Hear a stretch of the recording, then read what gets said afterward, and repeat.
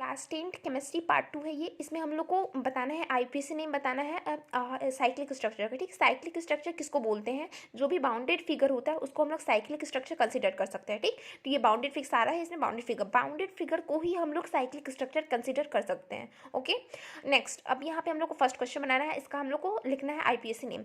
तो IPC name के लिए हम लोग सबसे पहले बात जान लेते हैं कि जब भी साइक्लिक स्ट्रक्चर का आईपीसी नेम हम लोग को लिखना होता है तो हम लोग सबसे पहले सफिक्स साइक्लो यूज करते हैं। सफिक्स मीन्स जो हम लोग आगे में लिखते हैं साइक्लो। ठीक, सफिक्स कहने का मतलब जो आगे में लगता है, तो सफिक्स में हम सबसे पहले क्या यूज करेंगे? साइक्लो। देखो जितना भी बना है सब में साइक्लो लगा है। ठीक, उसके बाद हम लोग कार्बन को लिखते हैं। कार्बन कितने हैं? तो कार्बन कितने हैं तो पहले कार्बन को काउंट करेंगे तब तो लिखेंगे। कार्बन को काउंट कहाँ से करते हैं? तो जहाँ डबल दिखे बॉन्ड, जहाँ ट्रिपल दिखे वहीं से काउंट करते हैं। अब बोलोगे डबल और ट्रिपल बॉन्ड नहीं दिखेगा तो क्या करेंगे? तब कहीं से भी काउंट कर सकते हैं। ठीक, तो चलो फर्स्ट क्वेश्चन हम लोग बनाने चलते हैं। कार्बन को हम लोग काउंट किए, कार्बन कितना है? 6। सारे कॉर्नर पे कार्बन अटैच्ड होते हैं। ठीक, अब बोलोगे यहाँ दिख नहीं रहा है, अब ये दिख नहीं रहा है, मैंने यहाँ शो नहीं किया है। ठीक, तो यहाँ कार्बन कितने हैं? 6 हैं। कार्बन 6 है तो कार्बन 6 के लिए हम लोग क्या यूज़ करते हैं? सफिक्स, तो हेक्स यूज़ करते हैं। हेक्स लिखा, कितने नंबर पे हैं? तो 1 नंबर पे हैं, 1 लिखा। अब ये डबल बॉन्ड है, डबल बॉन्ड के लिए हम लोग क्या लगाते हैं? सफिक्स ENE, तो ये नहीं लिख दिया मैंने। अब वैसे ही इसमें भी कार्बन को हम लोग काउंट किया, लेकिन इधर उधर से नहीं, जहाँ डबल या ट्रिपल दिखे वहीं से काउंट किया। 1 साइक्लो है, पहले साइक्लो, फिर कार्बन को काउंट किया। कार्बन कितने हैं? 5, तो 5 के लिए हम लोग पेंट लगाते हैं। कितने नंबर पे है? तो 1 नंबर पे है। ठीक है, 1 नंबर लिख दिया। ये ट्रिपल बॉन्ड है ना, तो ट्रिपल बॉन्ड के लिए हम लोग सफिक्स क्या यूज़ करते हैं? YNE लिखते हैं। ठीक, ये सब मैंने पिछले क्लास में बताया है कि कैसे क्या यूज़ करते हैं, कहाँ YNE लिखेंगे, कहाँ ENE लिखेंगे, ये सब मैंने बता चुका है। कितने कार्बन के लिए हेक्स लिखते हैं, पेंट कैसे लिख दिए, यहाँ पेंट कैसे लिख दिए, यहाँ हेक्स कैसे लिखे, ये सब प्रीवियस वीडियो में है। ठीक, नेक्स्ट अब यहाँ देखो, यहाँ ना ही डबल बॉन्ड दिख रहा है ना ही ट्रिपल बॉन्ड दिख रहा है, तो इसको कैसे बनाएंगे? इसको कहीं से भी काउंट कर सकते हैं, यहाँ वहाँ कहीं से भी काउंट कर सकते हैं। काउंट करो कितने हैं? 6, तो साइक्लो लिखो 6 है, तो 6 के लिए कौन सा यूज़ करते हैं? सफिक्स, हेक्स लगा दिए। अब ये सिंगल बॉन्ड है ना, कहीं भी डबल ट्रिपल नहीं दिख रहा है तो ENE लगाएंगे। ठीक, देखो याद रखो, अगर एक लाइन दिखेगा, एक रहेगा तो ENE, अगर 2 रहेगा तो ENE, अगर 3 बॉन्ड होगा तो YNE। ठीक, क्लियर? अब देखो ये हो गया साइक्लोहेक्सेन। अब इसमें भी ऐसे, यहाँ पे तो 2 जगह दिख रहा है, तो 2 जगह नहीं दिखा तो वो मैं बता रही हूँ। पहले इसको काउंट कर, इधर से भी काउंट कर सकते हो, इधर से भी, कहीं से भी काउंट कर सकते हो, लेकिन डबल से ही काउंट करना है। काउंट किया, पहले तो साइक्लो लिख दो, कितने हैं वो लिख दो। अब कितने किस किस नंबर पे? एक 1 नंबर पे है और एक 4 नंबर पे है, तो 1 4 दो चीज़ के लिए हम लोग डाई लगाते हैं, तो 1 4 डाई लगा दिए। और ये डबल बॉन्ड के लिए क्या यूज़ करते हैं हम लोग? सफिक्स ENE, तो ENE लिख दिया। ठीक, वैसे ये दोनों भी है। क्लियर? डाउट आएगा तो कॉमेंट में मैंशन करना, मैं बताऊँगी। ठीक, नाउ नेक्स्ट अब हम लोग को स्टिफिकेशन रिएक्शन पढ़ना है। स्टिफिकेशन रिएक्शन होता क्या है? Those type of reaction in which carboxylic acid and alcohol group react with each other then formation of ester take place. ऐसा रिएक्शन जिसमें carboxylic acid and alcohol group, carboxylic acid और alcohol group मिलकर जो react करता है और reaction के बावजूद एस्टर जो है फॉर्मेशन होता है, एस्टर का फॉर्मेशन होता है, और इस प्रोसेस को हम लोग स्टिफिकेशन रिएक्शन कंसिडर कर सकते हैं।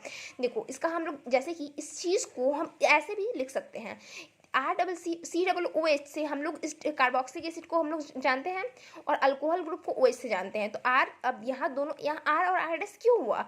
हम लोग इसको भी R डैश और इसको R कह सकते थे।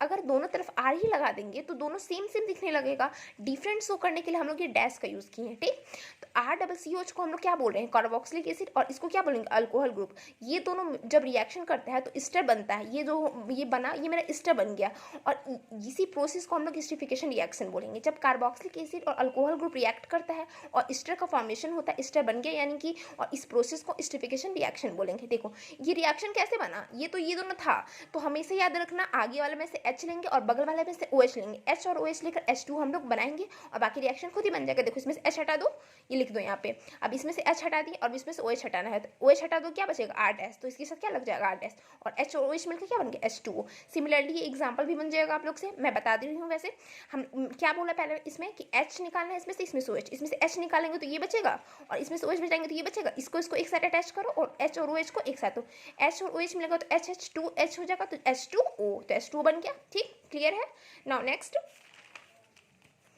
ठीक है, अब इसमें अब इसमें हम लोग को पढ़ना है use of esterification reaction. Esterification reaction का यूज़ कहाँ करते हैं? तो पहले परफ्यूम यूज़ करते हैं, चॉकलेट में यूज़ करते हैं, वैनिला फ्लेवर केक के लिए यूज़ करते हैं, स्वीट स्मेलिंग सब्सटेंस के लिए यूज़ करते हैं, ठीक। अब इसमें नेक्स्ट पॉइंट है we use suffix alkyl alkanoate for the ester family. Ester family के लिए हम लोग कौन सा सफिक्स यूज़ करते हैं?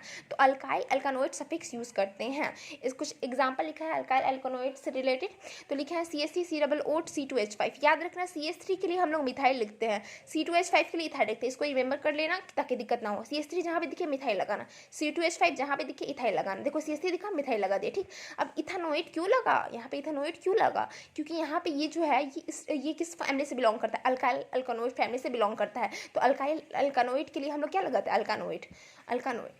यहाँ देखो, यहाँ वाइल लगा है, अल्काइल वाइगल सब में लगा है, तो ये अल्काइल फैमिली से है, तो यहाँ पे इथानोइड बस सब में लगा देना है। अब यहाँ इथानोइड क्यों लगा, यहाँ प्रोपेनोइड क्यों लगा, यहाँ पे ये क्यों लगा? बस हम लोग को नाइट ये सब में लगेगा, लेकिन देखो C2 कार्बन कितने हैं? 2 के लिए इथ लगाते हैं, यहाँ पे कार्बन 3 है तो 3 के लिए प्रॉप लगाते हैं, कार्बन 3 है तो प्रॉप ही सेम है एकदम क्लियर। कोई भी प्रॉब्लम होगा कमेंट में मेंशन करना, मैं बताऊंगी, ठीक। हेलोजन फैमिली में क्या क्या आते हैं? एक ब्रोमीन, क्लोरीन, फ्लोरीन, ये तीनों को हम लोग हेलोजन फैमिली बोलते हैं। अब ये हेलोजन फैमिली मैं क्यों बता रही हूँ, ये सब आगे क्वेश्चन में आप लोग को समझ में आएगा कि हेलोजन फैमिली क्यों बताया। बस इतना याद रखना कि हेलोजन फैमिली में क्या क्या आता है? ब्रोमीन आता है, क्लोरीन आता है और फ्लोरीन आता है, ठीक। अब हम लोग को पढ़ना है types of chemical reaction. Chemical reaction कितने टाइप्स के होते हैं? तो 2 टाइप्स के होते हैं, एक सब्स्टिट्यूशन रिएक्शन और एक एडिशनल रिएक्शन। एडिशनल रिएक्शन को हम लोग हाइड्रोजनेशन रिएक्शन भी बोल सकते हैं, ठीक। तो पहला है सब्स्टिट्यूशन रिएक्शन। सब्स्टिट्यूशन रिएक्शन क्या होता है? Those type of reaction in which hydrogen atom can be substitute with the help of halogen family in the presence of sunlight is considered as substitution reaction. Substitution reaction उसी को बोलते हैं जब hydrogen atom जो है उसको हटा करके हम लोग हैलोजन फैमिलीज के हेल्प से हाइड्रोजन एटम को रिमूव करते हैं हैलोजन फैमिली की मदद से, लेकिन किसके प्रेजेंस में? सनलाइट के प्रेजेंस में, उसी को हम लोग सब्स्टिट्यूशन रिएक्शन बोलते हैं। फिर से एक बार, हाइड्रोजन एटम को हम लोग सब्स्टिट्यूट करते हैं, यानी कि हटाते हैं, किसके हेल्प से? हैलोजन फैमिली के हेल्प से। हैलोजन फैमिली के अंदर मैंने बताया था अभी पीछे ही, ब्रोमीन, क्लोरीन, फ्लोरीन, ये तीनों आता है। फ्लोरीन, क्लोरीन, फ्लोरीन हम लोग हाइड्रोजन फैमिली के साथ लगाएंगे, ठीक। और अब ये हम लोग जो सब्स्टिट्यूट कर रहे हैं वो किसके प्रेजेंस में कर रहे हैं? सनलाइट के प्रेजेंस में, और इस प्रोसेस को क्या बोलते हैं? सब्स्टिट्यूशन रिएक्शन बोलते हैं। एक बार खुद से पढ़ना, क्लियर हो जाएगा, ठीक।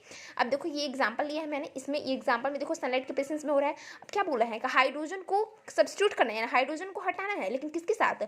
हैलोजन फैमिली के साथ। तो हैलोजन फैमिली में क्या क्या आता है? क्लोरीन, ब्रोमीन और फ्लोरीन। तो यहाँ क्लोरीन दिख रहा है, यानी कि इसको हम इसके साथ हटाएंगे, तो H और CS लेकर HCl बन गया, और इसमें से एक ही Cl लिया ना, तो 2 Cl, एक Cl बच गया, ठीक। और यहाँ CH3, क्लियर। अब यहाँ देखो नेक्स्ट एडिशनल रिएक्शन को हम लोग हाइड्रोजन रिएक्शन भी बोलते हैं। ये क्या होता है? Those type of reaction in which edition of hydrogen atom is in unsaturated hydrocarbon atom is considered additional reaction. Additional reaction किसको बोलते हैं?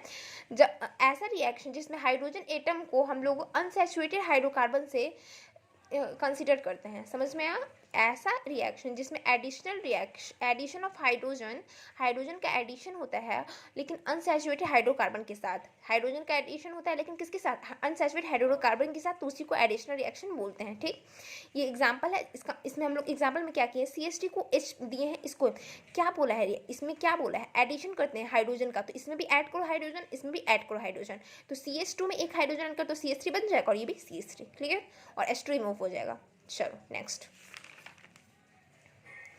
अब यहाँ लिखा है additional reaction takes place in the presence of catalyst. Additional reaction किस किस catalyst के प्रेजेंस में होते हैं? तो PD, Ni, ठीक है।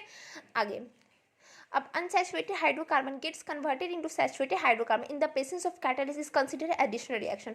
एडिशनल रिएक्शन का एक और डेफिनेशन लिख दिया है कि अनसैचुरेटेड हाइड्रोकार्बन जो है वो कन्वर्ट होता है सैचुरेटेड में। ये तो और इजी है पीछे वाले टॉपिक से। अनसैचुरेटेड हाइड्रोकार्बन जो होता है वो कन्वर्ट हो जाता है सैचुरेटेड में, और लेकिन किसके प्रेजेंस में? कैटलिस्ट के प्रेजेंस में, और उसी को एडिशनल रिएक्शन बोलते हैं, क्लियर।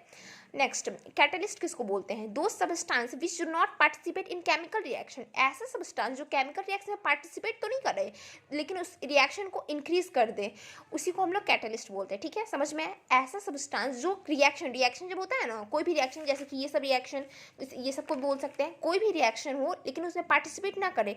पार्टिसिपेट मीन्स यानी कि वो उसमें हो ना, लेकिन उसमें जा करके उस रिएक्शन को इंक्रीज कर दे या तो डिक्रीज कर दे। यहाँ मैंने डिक्रीज मेंशन नहीं किया, आप लोग मेंशन कर लेना, या तो इंक्रीज कर ले या तो डिक्रीज कर दे, उसी को कैटलिस्ट बोलते हैं, ठीक। कैटलिस्ट में अभी कैटलिस्ट का एग्जांपल बहुत सारा हो सकता है, लेकिन अभी मैंने PD, नहीं दिया है, क्योंकि ये चीज़ है एडिशनल रिएक्शन पे यूज़ हुआ है कैटलिस्ट, ठीक है। नेक्स्ट है सोप एंड डिटर्जेंट। सोप क्या होता है? It is a sodium salt of long chain of carboxylic. Soap जो होता है वो सोडियम साल्ट का लॉन्ग चेन होता है, लेकिन किसका? कार्बोक्सिलिक एसिड का। Clear? Soap are not use in hard water. Soap को हार्ड वाटर में यूज़ नहीं करते हम। हार्ड वाटर मीन्स जैसे कि हम लोग सोप को लेकर के पानी में डाल देंगे तो वो क्या होता है? पिघलने लगता है। तो सोप को हम लोग हार्ड वाटर में यूज़ नहीं करते हैं। ऐसा क्यों? Because it contain calcium and magnesium element inside it.